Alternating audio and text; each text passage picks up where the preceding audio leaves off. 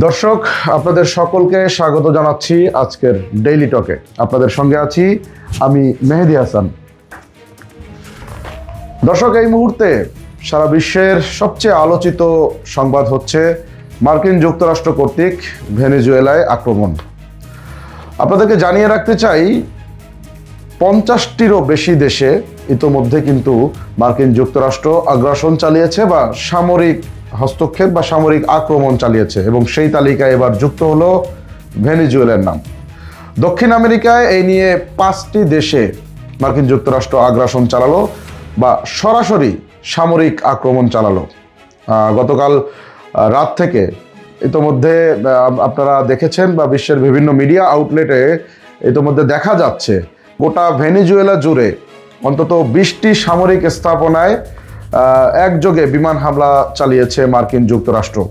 এবং মার্কিন যুক্তরাষ্ট্রের বর্তমান প্রেসিডেন্ট ডোনাল্ড ট্রাম্প তিনি সরাসরি নির্দেশ দিয়ে এই হামলা করিয়েছেন। মার্কিন বিমান বাহিনী এবং সেনাবাহিনী এবং নৌবাহিনী 3 বাহিনী সমন্বয় করে কিন্তু এই ফুল স্কেল ওয়ার বা একদম পূর্ণাঙ্গ যুদ্ধ যেটিকে বলে সেটি কিন্তু ভেনেজুয়েলার উপরে এখন শুরু করেছে।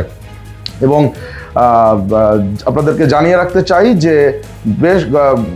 গত প্রায় 2 থেকে আড়াই মাস ধরেই কিন্তু ভেনেজুয়েলার আশেপাশের সমুদ্র এলাকায় মার্কিন যে সামরিক উপস্থিতি সেটি কিন্তু বেড়েই চলছিল।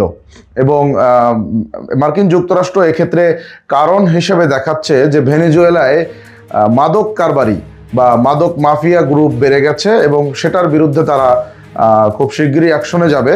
এবং শুধুমাত্র সেটিই নয়, ভেনেজুয়েলায় এই মুহূর্তে যে সরকার রয়েছে, নিকোলাস মাদুরোর সরকার, সেই সরকারের প্রতিও দীর্ঘদিন ধরে কিন্তু মার্কিন যুক্তরাষ্ট্র নাখোশ, এবং সেটি তারা জানিয়ে আসছিল। সেই সরকারের বিরুদ্ধে দীর্ঘদিন ধরে মার্কিন যুক্তরাষ্ট্র অভিযোগ করছিল যে ভেনেজুয়েলায় এখন যে সরকার আছে সেটি গণতান্ত্রিক নয়, সেই সরকার মানবাধিকার লঙ্ঘন করছে এবং স্থানীয় নাগরিকদের উপর দমন পীড়ন করছে। এই অজুহাতে ভেনেজুয়েলার উপর সামরিক হস্তক্ষেপ হতে পারে, এটি দীর্ঘদিন ধরেই কিন্তু আভাস দিয়ে আসছিল মার্কিন যুক্তরাষ্ট্র। বিশেষ করে ডোনাল্ড ট্রাম্প দ্বিতীয় মেয়াদে যখন মার্কিন যুক্তরাষ্ট্রের প্রেসিডেন্ট হলেন, তারপর থেকেই কিন্তু তিনি ভেনেজুয়েলার নাম নিচ্ছিলেন এবং বিগত 2 থেকে 3 মাস ধরে কিন্তু মার্কিন সামরিক উপস্থিতি ভেনেজুয়েলার চারপাশে, বিশেষ করে সমুদ্র এলাকাগুলোতে বেড়েই চলছিল। এবং সবশেষ আমরা যেটা দেখলাম যে গতকাল রাতে মার্কিন যুক্তরাষ্ট্র ব্যাপকভাবে বিমান হামলা শুরু করেছে ভেনেজুয়েলায়, এবং ভেনেজুয়েলা জুড়ে অন্তত 20টি সামরিক স্পট বা ভেনেজুয়েলার যে সামরিক বাহিনী আছে তাদের আস্তানা ঘাঁটি লক্ষ্য করে বোমা বর্ষণ শুরু করেছে মার্কিন যুক্তরাষ্ট্র। এবং শুধু তাই নয়, বিভিন্ন ভিডিওতে দেখা গেছে যে ভেনেজুয়েলার আকাশে মার্কিন যুক্তরাষ্ট্রের সেনাবাহিনী বহনকারী অন্তত 25 থেকে 30টি হেলিকপ্টার, চিনুক হেলিকপ্টার, সেগুলো কিন্তু ভেনেজুয়েলার আকাশ জুড়ে মহড়া দিচ্ছে। এবং এর মধ্যে সবচেয়ে বিতর্কিত দাবিটি করে বসলেন ট্রাম্প, বা আলোচিত দাবি করে বসলেন ট্রাম্প। তিনি দাবি করছেন যে ভেনেজুয়েলার যে প্রেসিডেন্ট আছেন নিকোলাস মাদুরো, সেই নিকোলাস মাদুরোকে তার স্ত্রী সমেত তুলে নিয়ে এসেছে মার্কিন সেনাবাহিনীর স্পেশাল ফোর্স। যদিও এটি এখন পর্যন্ত বিশ্বের যে মূলধারার গণমাধ্যম আছে তার মাধ্যমে এখনো স্বাধীনভাবে যাচাই করা সম্ভব হয়নি। তবে প্রেসিডেন্ট ডোনাল্ড ট্রাম্প কিন্তু এই দাবি করে বসে আছেন যে তার বাহিনী, অর্থাৎ মার্কিন যুক্তরাষ্ট্রের সেনাবাহিনী ভেনেজুয়েলার প্রেসিডেন্ট নিকোলাস মাদুরো এবং তার স্ত্রীকে তারই বাসভবন থেকে তুলে এনেছে ইতোমধ্যে। যদিও ভেনেজুয়েলা থেকে আসা বিভিন্ন ভিডিওতে দেখা গেছে ভেনেজুয়েলার যে প্রেসিডেন্সিয়াল প্যালেস আছে, অর্থাৎ প্রেসিডেন্টের যে বাসভবন আছে, সেই বাসভবনের চারপাশে কিন্তু ভেনেজুয়েলার সামরিক বাহিনী নিরাপত্তা জোরদার করেছে এবং ইতোমধ্যে জরুরি অবস্থা জারি করা হয়েছে ভেনেজুয়েলায়। তো আপনাদেরকে আরও কিছু তথ্য জানিয়ে রাখতে চাই যে এই নিয়ে কিন্তু মার্কিন সামরিক বাহিনী 50টিরও বেশি দেশে বা 51তম দেশ হিসাবে ভেনেজুয়েলার উপর আগ্রাসন চালালো। এবং এটির ধারাবাহিকতা যদি আমি বলতে চাই, সেক্ষেত্রে বিগত কয়েক বছরের মধ্যে মার্কিন যুক্তরাষ্ট্র কিন্তু এই দশকের, এই 2000 শতকের শুরুর দিকে, একবিংশ শতাব্দীর শুরু থেকে ইরাক, আফগানিস্তান, সিরিয়া, সহ লিবিয়া সহ বিভিন্ন দেশে কিন্তু মার্কিন যুক্তরাষ্ট্র আক্রমণ চালিয়েছে, সরাসরি সামরিক হস্তক্ষেপ করেছে। এর আগে দক্ষিণ আমেরিকার দেশ চিলি, কিউবা এসব দেশেও কিন্তু মার্কিন যুক্তরাষ্ট্র আগে পরে আক্রমণ চালিয়েছিল।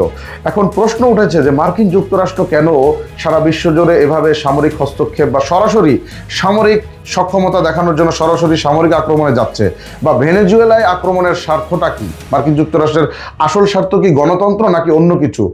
সেই বিশ্লেষণেও কিন্তু উঠে আসছে অন্যতম তথ্য, সেটা হলো ভেনেজুয়েলায় রয়েছে বিশ্বের অন্যতম তেলের মজুদ। এবং আপনারা ইতোপূর্বে ইরাক যুদ্ধেও ইরাকেও কিন্তু তেলের খনি বা বিভিন্ন তেলের খনি ছিল।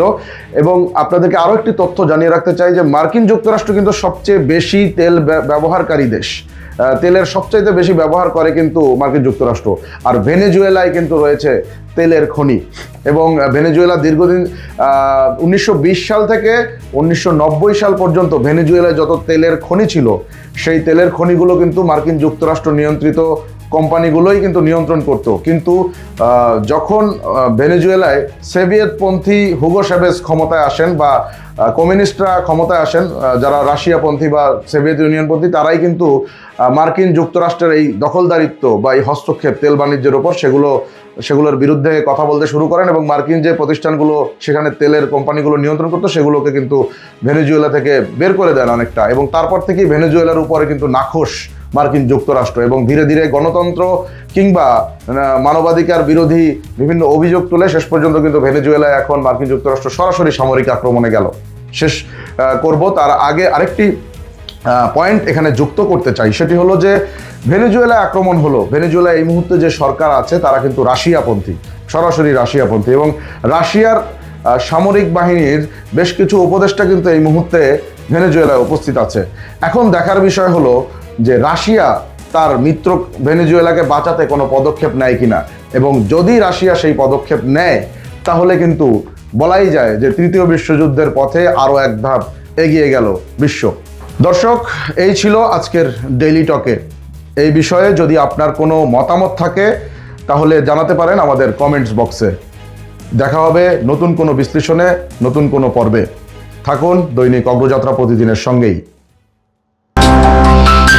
অগ্রযাত্রা প্রতিদিন, নির্ভীক প্রত্যয়ে উজ্জীবিত।